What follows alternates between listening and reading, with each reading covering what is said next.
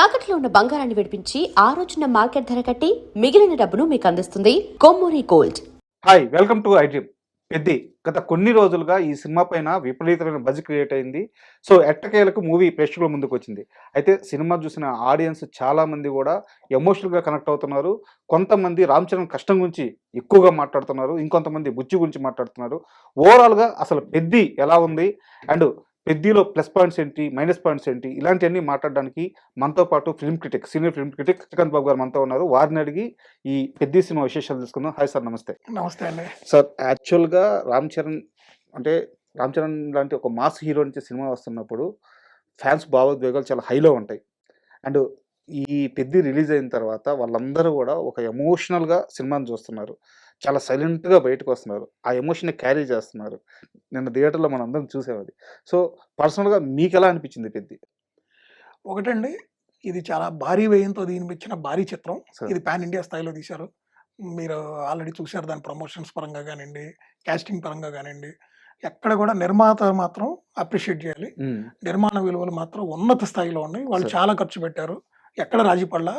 ప్రతి ఫ్రేమ్లో కూడా మినిమం 50 నుంచి 100-200 మంది ఆర్టిస్టులు సార్ బ్యాక్గ్రౌండ్, వాళ్ళేంటి మళ్ళీ అందరు నోటెడ్ పీపుల్, మళ్ళీ టెక్నికల్గా కూడా హై అండ్ రెహమాన్ గారు ఏంది, రత్నవేలు గారు ఏంది, అవును. అంత హై అండ్ టీమ్ సెలెక్ట్ చేసుకున్నారు. అంత డెఫినెట్గా బాగుంది. ఇన్ఫ్యాక్ట్ మీరు రామ్ చరణ్ గారిని చూస్తే మాత్రం హ్యాట్స్ ఆఫ్ అండి. ఆయన యాక్టింగ్ మాత్రం ప్రతి ఫ్రేమ్లో కూడా రామ్ చరణ్ ఎక్కడ కనిపించినా కూడా ఎంతో ఎనర్జెటిక్గా ఆ క్యారెక్టర్ తగ్గట్టు ఒదిగిపోయి, ఆ పాత్రకు ఒదిగిపోయి ఎంతో అద్భుతంగా. అంటే మీరు సినిమా ఓవరాల్గా కనుక చూస్తే డైరెక్టర్ ఏది చెప్తే అది చేశాడు. అవును సార్, ప్రారంభం పెట్టేశారు. నిజంగా ఆ విషయంలో అప్రిషియేట్ చేయాలి. ఇకపోతే ఇక సినిమాలో ప్లస్లు ఎలా ఉంటాయో కొన్ని మైనస్లు కూడా అలానే ఉంటాయి. మామూలు అలానే ఈ సినిమాకి వచ్చి కథ మాత్రం చాలా, అతను ఎంచుకున్న కథ మాత్రం అద్భుతమైంది. ఆ పాయింట్ మాత్రం నిజం. సార్. గుర్తింపు అనేది ప్రతి ఒక్కళ్ళు ఆశించేది, కోరుకునేది. ఒక కుటుంబంలో కూడా ఒక కుటుంబంలో 3-4 అన్న చెల్లెళ్ళు, అన్న తమ్ముళ్ళు ఉన్నప్పుడు ఒకళ్ళు నువ్వు బాగా చదువుతావనో లేకపోతే నువ్వు తెలివి కలవాడు అన్నప్పుడు రెండో వాళ్ళు మరి నా గుర్తింపు ఏంటి అన్నట్టు కూడా ఫీల్ అవుతా ఉంటారు. సో అది మన కుటుంబంలో ఒక ఇంట్లో ఒక ఫ్యామిలీ నుంచే మొదలైనప్పుడు ఒక ఊరు వచ్చేటప్పుడు కూడా ఆ గుర్తింపు అనేది చాలా అవసరం. చెప్పారు మీరు. కరెక్ట్. సినిమా సోల్ అది. సో నిజంగా అది వ్యాలిడ్ పాయింట్. అది ప్రతి ఒక్కళ్ళు కూడా ఓన్ చేసుకునే పాయింట్. దాంట్లో 100% ఎప్పుడైనా ఆ గుర్తింపు అనేది కావాలి. ఐడెంటిటీ అనేది వి నీడ్ దట్. సో ఆ ఐడెంటిటీ కోసం జనాలు ఏ స్థాయికి వెళ్తారు, వాళ్ళు ఉన్న పరిస్థితి నుంచి అత్యున్నత స్థాయికి వెళ్ళిన వాళ్ళు మనం ఎంతో మందిని చూసాం. మీరు ఇంటర్మీడియట్ ఫెయిల్ అయిన వాళ్ళు, ఐఏఎస్లు ఐపీఎస్లు అయిన వాళ్ళని మనం ఎన్నో చూసాం. 10th ఫెయిల్ అని. వాళ్ళందరూ ఆ గుర్తింపు కోసం వెళ్ళిన వాళ్ళే. సో అతను ఎంచుకున్నది అద్భుతమైన పాయింట్ నిజంగా, దాంట్లో డౌట్ లేదు.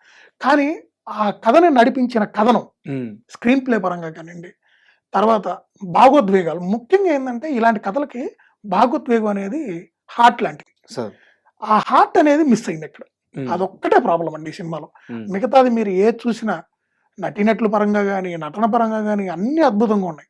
ఎమోషన్స్ బయటకి తీసుకురావడంలో డైరెక్టర్ ఖచ్చితంగా వెనకబడ్డాడని మనం 100% ఒప్పుకోవాలి. ఇక హీరోయిన్ క్యారెక్టర్ ఒకటి, జాహ్నవి కపూర్ని తీసుకున్నారు. కానీ ఆ హీరోయిన్ ప్రాపర్గా వాడుకోలేకపోయారు.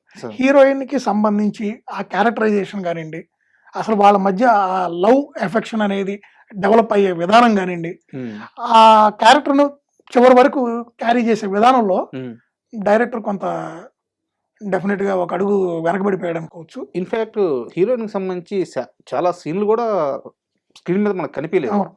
మీకు సినిమా చూసినాకైతే నాకు ఒకటి అయితే అనిపించిందండి. 3 గంటల 9 నిమిషాల సినిమా మనకు చూపించారు. మనకు చూపించిన సినిమా ఇంకొక 40 నుంచి 60 నిమిషాల సినిమా వాళ్ళు ఎడిటింగ్ లో కట్ చేసి ఉంటారు. ఖచ్చితంగా వాళ్ళ దగ్గర ఆ ఫుటేజ్ ఉంటుంది, డౌట్ లేదు. ఎందుకంటే సినిమా చూస్తున్నప్పుడు చాలా క్యారెక్టర్లు అసంపూర్తిగా ఆగిపోయినాయి స్క్రీన్ మీద. ఇప్పుడు శివరాజ్ కుమార్ గారి క్యారెక్టర్ చూసాం.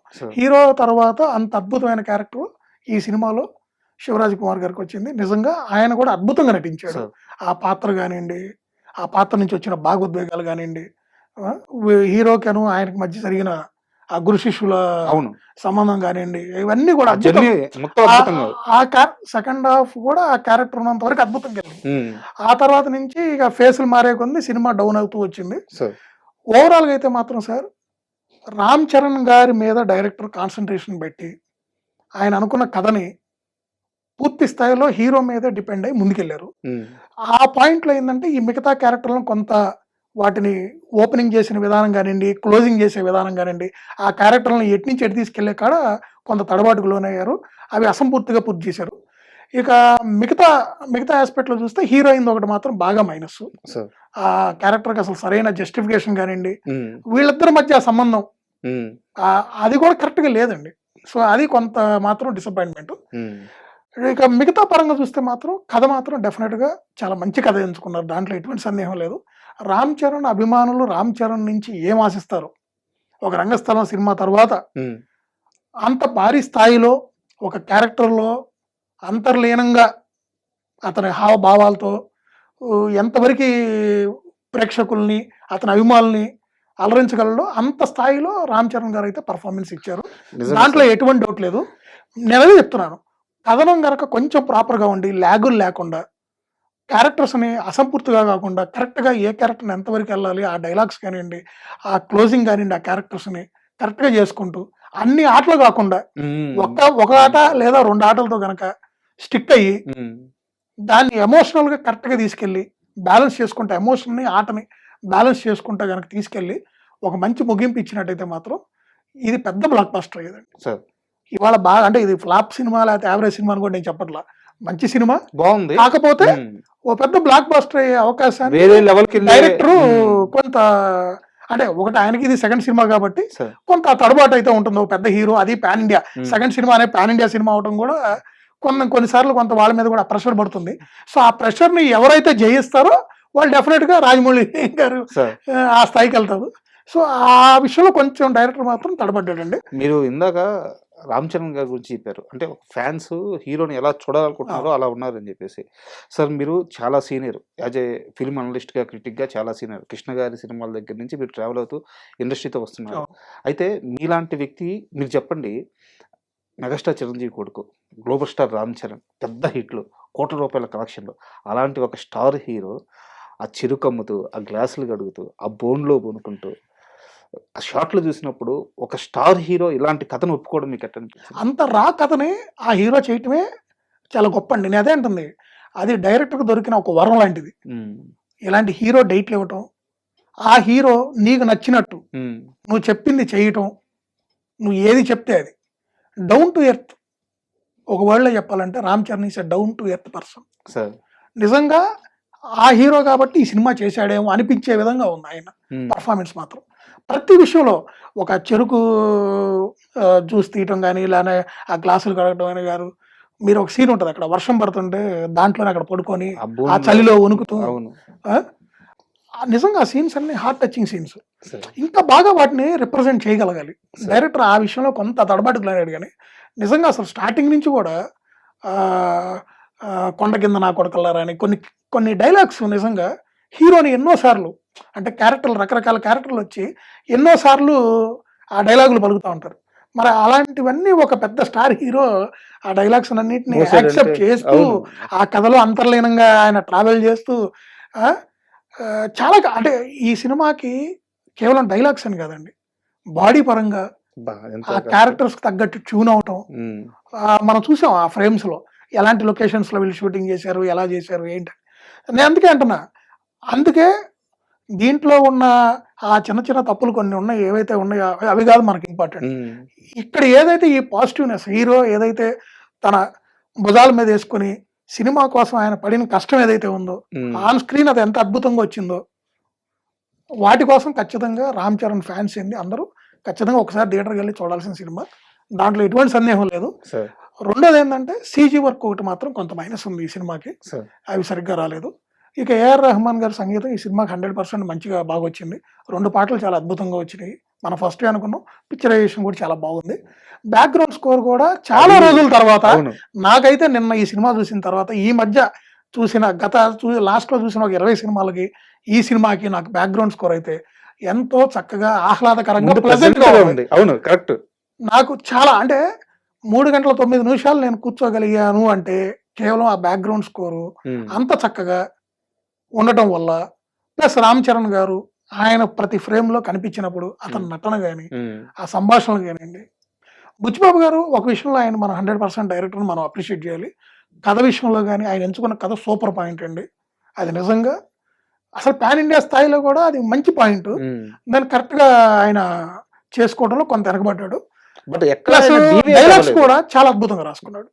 డైలాగ్స్ కూడా చాలా సహజంగా బాగున్నాయి. ఒక కథనం విషయంలోనే ఆయన కొంత తడబాటుకు లోనయ్యాడు తప్పితే మిగతా అన్ని కెమెరా వర్క్ కానివ్వండి, ప్రతి విషయంలో కూడా సినిమాలో ఇది ఖర్చు లేని సినిమా, లేకపోతే మనకి ఏదో పాన్ ఇండియా అన్నారు, ఇది ఇంత ఖర్చు లేని సినిమా కానీ, లేకపోతే అంత అద్భుతమైన సినిమా కాదు కానీ, లేకపోతే ఇది ఒక చెత్త సినిమా అనుకునే పరిస్థితి ఎక్కడా లేదు. Correct sir. ఇది డెఫినెట్గా ఒక మంచి సినిమా. మనం ఏదైతే ఒక 10 పాయింట్లు అనుకుంటామో 6 పాయింట్లు మనల్ని మెప్పించింది. ఒక 4 పాయింట్లలో డైరెక్టర్ కొంత తడబాటుకు లోనయ్యాడు. అది ఆయనకి ఇది రెండో సినిమా అవడం, మళ్ళీ వెంటనే పాన్ ఇండియా సినిమా అవడం వల్ల డెఫినెట్గా కొంత ఆ హర్డిల్స్ అనేది ఆయన మీద పనిచేసినాయి అనేది నాకైతే అర్థమైంది. అండ్ పెద్ద మూవీలో సార్ నాకు ఇంకా బాగా నచ్చింది ఏంటంటే రామ్ చరణ్ గారి కష్టం ఓకే, బుచ్చిబాబు గారి కష్టం okay, technical work okay, Jagapathi Babu గారి నటన సార్, అప్పల్ సూరి క్యారెక్టర్ డెఫినెట్గా ఆ క్యారెక్టర్ మనం మెచ్చుకోవాలి సార్. ఎందుకంటే హీరోలో కూడా ఒక ఎమోషన్ కలిగించిన క్యారెక్టర్ అది. సో అది ఒక ఇంపార్టెంట్ క్యారెక్టర్. ఆ క్యారెక్టర్ ఎప్పుడు కనిపించినా కూడా ఒక ఆలోచింపజేసింది. ఏంటి అసలు అవును, ఆ క్యారెక్టర్ నిజంగా డైరెక్టర్ అద్భుతంగా ఇచ్చేశారు. ఆ జగపతి బాబు గారు కూడా ఆ క్యారెక్టర్ని చాలా చక్కగా పర్ఫామ్ చేశారు. అదే నేను అంటుందండి, శివరాజ్ కుమార్ గారు కానీ, జగపతి బాబు గారు, ఇట్లా కొన్ని క్యారెక్టర్లు మాత్రం డెఫినెట్గా మంచి గుర్తుండిపోయే క్యారెక్టర్లు అవి. సినిమాకి బలం చేకూర్చిన క్యారెక్టర్లు అవి. చివరిలో కూడా ఆ క్యారెక్టర్ని తలుచుకొని ముగించిన విధానం కూడా బాగుంది. ఎస్, అది చాలా బ్యూటిఫుల్ టచ్ అనమాట. అంటే ఎవరు ఎక్స్పెక్ట్ చేయరు, అదొకటి. సో డెఫినెట్గా కథ మాత్రం నెంబర్ 1 అండి, దాంట్లో ఎటువంటి సందేహం లేదు. అది డెఫినెట్గా అందరూ థియేటర్లకు వెళ్ళి ఎంజాయ్ చేయగలిగినటువంటి ఒక మంచి సినిమా. ఎక్కడ ఎటువంటి అశ్లీలత, అంటే భయంకరమైన ఈ మధ్య చాలా అశ్లీలమైన సినిమాలు మనం చూస్తున్నాం. సో అలాంటిది కూడా ఎక్కువ ఎక్కడా లేదు. హింస పరంగా కూడా చూస్తే ఆట పరంగా ఏదో చిన్న చిన్న వాళ్ళ మధ్య ఉన్న గొడవలు తప్పితే భారీ స్థాయిలో హింస ఉన్న సినిమా కూడా కాదు, హింసను ప్రేరేపించే సినిమా కూడా కాదు, హింసను ప్రేరేపించే సినిమా కూడా కాదు. అంటే ఒక ఐడెంటిటీ కోసం ఒక మనిషి ఏ స్థాయికి వెళ్ళాడు అనేది చక్కగా వెండితెర మీద ఒక 3 గంటల 9 నిమిషాలు మనకి డైరెక్టర్ చూపించడం జరిగింది. సో ఆ చిన్న చిన్న మిస్టేక్స్ ఏవైతే ఉన్నాయో వాటిని ఇగ్నోర్ చేసి ఒక్కసారి థియేటర్కి వెళ్ళి అందరూ చక్కగా సినిమా చూసి ఎంజాయ్ చేయొచ్చు. అండ్ మీరు సీనియర్ కాబట్టి ఇప్పుడు ఒక కంపారిజన్ తీసుకొస్తున్నారు కొత్తగా సోషల్ మీడియాలో. మెగాస్టార్ చిరంజీవి గారికి విజేత సినిమా ఎలాగో రామ్ చరణ్కి పెద్ది అలాగా అని చెప్పి చెప్తున్నారు అనమాట. అంటే ఆ ట్విస్ట్ కానీ దీంట్లో కానీ అండ్ ఆ క్యారెక్టరైజేషన్ కానీ సో కంపేర్ చేసి తండ్రికి విజేత కొడుకు పెద్ది అని చెప్పి చెప్తున్నారు. డెఫినెట్గా అండి, అభిమానులు అన్నాక వాళ్ళ అభిమాని హీరోలు ఎలా ఉండాలి ఏంటి ఆ క్యారెక్టర్లు ఓన్ చేసుకోవడం కానివ్వండి, వాళ్ళు పోల్చుకోవడం కానీ డెఫినెట్గా తండ్రికి ఇప్పుడు రంగస్థలం సినిమాతోనే మనకు నిరూపించాడు రామ్ చరణ్ గారు తండ్రికి తగ్గ తనయుడు అని. సో డెఫినెట్గా ఆ రిజంబ్లెన్స్ అనేది ఉంటాయి, ఆ పాత్రలు తగ్గట్టు వాళ్ళు అనుకుంటారు.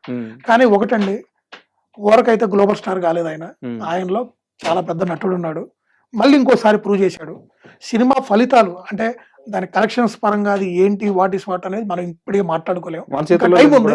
ఇంకా టైం ఉంది, ఇంకో 10 రోజులు పోతే అన్నీ వస్తాయి. కానీ నటన పరంగా చూస్తే మాత్రం 100కి 100 మార్కులు రామ్ చరణ్ గారు సంపాదించుకున్నారు. 100కి 100% ఆయన నమ్ముకున్న అభిమానులను అలరించారు. 100కి 100% ఆయన మీద నిర్మాతలు కానీ దర్శకుడు కానీ ఏదైతే ఒక నమ్మకం ఉంచి సినిమా చేశారో ఆయన నుంచి ఆ డెలివరబుల్స్ అన్ని ఆయన చేశారు. అండ్ మీరు నిర్మాతల ప్రస్తావన తీసుకొచ్చారు కాబట్టి మీరు ఒక మాట చెప్పండి. ఒక స్టార్ హీరో, ఎలివేషన్స్ లేవు, పెద్ద పెద్ద యాక్షన్ సీక్వెన్స్లు లేవు, 300 కోట్లు 400 కోట్లు ఖర్చు పెట్టేస్తున్నారు. ఇంత ధైర్యం ప్రొడ్యూసర్లకు ఎక్కడి నుంచి వచ్చింది? అంటే ఒక యాక్షన్ మూవీ తీసుకునేటప్పుడు, ఒక పాన్ ఇండియా లెవెల్లో భారీ బడ్జెట్లో తీసుకునేటప్పుడు ఒక ధైర్యం ఉంటుంది. ఇలాంటి ఎమోషనల్ స్టోరీ చెప్పడానికి ఇన్ని కోట్ల రూపాయలు ఖర్చు పెట్టాలంటే ధైర్యం కావాలి కదా. ఒకటండి, వాళ్ళు కథను నమ్మారు, ప్లస్ కొత్త ప్రొడ్యూసర్. అందులో రెండోది సుకుమార్ గారి శిష్యుడు డైరెక్టర్. సో ఇవన్నీ ఒకదానికి ఒక నమ్మకం అండి. ఇది చైన్ అనమాట, ఇది ఒక చైన్ లాగా. మైత్రి మూవీ మేకర్స్ ఇన్వాల్వ్ అయ్యారు. సో ఆల్రెడీ వాళ్ళు బుచ్చిబాబు గారు వర్క్ చూశారు ఫస్ట్ సినిమా. సో కథ డిఫరెంట్, అంటే వాళ్ళు ఎంచుకున్న ఐడెంటిటీ అది నిజం మంచి పాయింట్ అండి. అది మాత్రం ఆ పాయింట్ మనం అప్రిషియేట్ చేయాలి. సో కథే అందరినీ డ్రైవ్ చేసి, ఎస్, ఆ కథకి వీళ్ళందరూ చేతులు కలిపి ఒకరికొకళ్ళు అందరూ కలిసి ఈ సినిమాని ముందుకు తీసుకెళ్లారు. 100% ఇలాంటి సినిమాలు రావాలండి, ఇలాంటివే రావాలండి. సార్ ఇది నిజంగా ఓ మంచి పాయింట్ అండి. ఇవాళ చాలా మందికి తెలియనివి ఎంతోమంది వాళ్ళ ఐడెంటిటీ నన్ను కొంతమంది పాజిటివ్గా తీసుకొని జీవితంలో ముందుకు వెళ్తున్నారు ఐడెంటిటీ కోసం. కొంతమంది నన్ను అందరూ ఇదిగా మాట్లాడుతున్నారు, నాకు గుర్తింపు లేదు, నాకు అది లేదు ఇది లేదని వాళ్ళల్లో వాళ్ళు మదన పట్టడం, అవును వాళ్ళల్లో వాళ్ళు వెనకబడిపోయాం అనుకోవడం, వాళ్ళకే వాళ్ళే నెగిటివ్గా ఫీల్ అయిపోయి ఆ నెగిటివ్ ఎనర్జీతో వాళ్ళ జీవితంలో ముందుకెళ్ళకపోతారు. వెళ్ళలేరు. కరెక్ట్. సో అలాంటి వాళ్ళకి ఇది ఒక Inspiration. మెసేజ్, అవును. ఇన్స్పిరేషన్. అవును అలాంటి సినిమా అనమాట. సార్. సో అదే అంటుంది, ఇలాంటి సినిమాలు ఏంటంటే మంచి ఎమోషనల్గా మంచి ఎమోషన్తో కనుక తీస్తే ఇంకా అద్భుతంగా రక్తి కట్టించవచ్చు, సార్ ఇంకా అద్భుతంగా వెళ్ళిపోయి జనాల్లోకి. ఆ ఒక్క పాయింట్లో అది మిస్ అయ్యారు. డెఫినెట్గా సూపర్ పాయింట్ అయితే ఎంచుకున్నారు. కథ విషయంలో మాత్రం 100/100. సార్ ఒక కథనం విషయంలో ఆ నిడివి నైట్ 3 hours 9 minutes అంత ల్యాగ్ సినిమాకి అవసరం లేదు. సార్ దాన్ని ప్రాపర్గా చేసుకున్నట్టయితే అన్ని 3 ఆటలు కాకుండా ఒక ఆటకి పరిమితమైన మంచి భాగవద్వేగాలతో కనుక తీసుకెళ్ళినట్టయితే సినిమా నెక్స్ట్ లెవెల్ సినిమా అయ్యేది, ఇంకో రంగస్థలం అయ్యేది. నిజంగా ఇప్పుడు మనం చూసిన పుష్ప కానివ్వండి, అవును అది కూడా ఎంత ఐడెంటిటీ, నాకు ఒక ఇంటి పేర్లు, అవును అది ఎక్కడ తీసుకెళ్ళిన ఒక మనిషిని అని. కరెక్ట్. ఎస్, ప్రతి మనిషిలో ఉంటుంది ఎమోషన్. కొంతమంది బయటికి చెప్పుకుంటారు, కొంతమంది చెప్పుకోరు. సార్ కుటుంబంలోనే ఉంటుందండి. 2 పిల్లలు ఉన్న కుటుంబంలోనే ఒకళ్ళకి తల్లిదండ్రులు బాగా చదువుతాడని ప్రోత్సహిస్తుంటే రెండో వాళ్ళు కూడా ఉంటుంది, మరి నా ఐడెంటిటీ ఏందని, అవును నన్ను ఏంది అంటే నేను పనికిరాను వాడినా, హ్మ్. నాకు గుర్తింపు లేదా, నాలో ఒక ఆట ఉంది, నువ్వు నన్ను గుర్తించట్లేదని వాడు మొదలు పడతా ఉంటాడు కూడా. Sir correct. ఈ రోజు పిల్లలు కొంచెం ఈ జనరేషన్, మీరు లాస్ట్ మా జనరేషన్లో అయితే బయట చెప్పుకోలేని పరిస్థితి. తల్లిదండ్రులు ఏది చదువుకోమంటే అది చదువుకోవడం, ఏది ఇష్టం అంటే అది, ఏ బట్టలు వేసుకోమంటే అది, ఇప్పుడు ఏ కలర్ అంటే అది, హెయిర్ కటింగ్ తో సహా ఏదంటే అది. ఈ రోజు పిల్లలు అలా కాదు. వాళ్ళు అడుగుతున్నారు, నాకు ఇది కావాలి, నాకు ఇదే బాగుంటది, నాకు ఈ హెయిర్ స్టైలే బాగుంటది, నేను ఇలాంటి టిష్యూసే కొనుక్కుంటా, అలాంటి కాలేజీలో చదువుకుంటా, చాలా పర్టికులర్ ఉంటుంది. అదేనంటుంది ఇలాంటివి. సో ఇలాంటివి చాలా అంటే అవసరం కూడా, అంటే సమాజంలో జనాలకి ఇప్పుడున్న yes, పరిస్థితులకి చాలా అవసరం. రావాలండి. అతను ఊరి కోసం నిజంగా అది it's not a small thing కదండి. ఆ ఊరి కోసం అంత చేయటం అనేది, అతనికి చదువు లేదు ఏమీ లేదు, అలాంటి ఒక వ్యక్తి ఆ స్థాయికి వెళ్ళాడంటే it's a big inspiration. Sir సొసైటీలో ప్రతి ఒక్కరికి అది ఒక పెద్ద ఇన్స్పిరేషన్. సార్ ఆ ఇన్స్పిరేషన్కి ఎమోషన్ తోడైనప్పుడు ఆ ఇన్స్పిరేషన్ అనేది మనం ప్రతి ఒక్కళ్ళు ఓన్ చేసుకోగలం. సో ఆ ఒక్క పాయింట్లోనే కొంచెం వెనకబడ్డారు. ఓవరాల్గా మాత్రం సినిమా మంచి సినిమా, డెఫినెట్గా ఒకసారి అందరు థియేటర్కి వెళ్ళి చూడాల్సిన సినిమా. ఇలాంటి సినిమాలు భవిష్యత్తులో కూడా చాలా రావాలి కూడా, సార్ అవసరం ఉంది. Thank you very much sir. ఎందుకంటే ఒక సినిమాని కమర్షియల్గా అనలైజ్ చేయడం వేరు, ఎమోషనల్ కంటెంట్ని కరెక్ట్గా మనం రిసీవ్ చేసుకొని జనాలకి చెప్పడం వేరు. సో అందుకే మీలాంటి సీనియర్స్ని నేను రివ్యూస్కి పిలిచేది. Really thank you very much sir. Thank you. And for more videos, Please subscribe to iDream. Please subscribe to iDream. Please subscribe iDreams. And please subscribe to iDream. For more videos, subscribe to iDream. please like, share and subscribe to the channel. Congratulations, iDream. Subscribe to iDream. Subscribe to iDream. So subscribe to iDream Media. iDream కి iDream team అందరికి huge congratulations. Please subscribe iDream Media.